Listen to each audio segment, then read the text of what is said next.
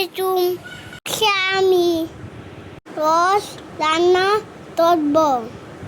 প্রথমে chicken fry করব, তারপর পেঁয়াজ দিব, টমেটো দিব, তারপর একটু বেছে নিব, সেই রুলা দিব, রসের মশলা দিব, একটু মিক্স করে দিব, তারপর দিব আদা রসুন বাটা, তারপর একটু পানি দিব। এখন দিব লবণ, আবার নেড়ে চলে আবার রান্না করবো। একটা ছেড়ে নিব। এখন চিকেন দিয়ে দিব, তারপর দুধ দিব,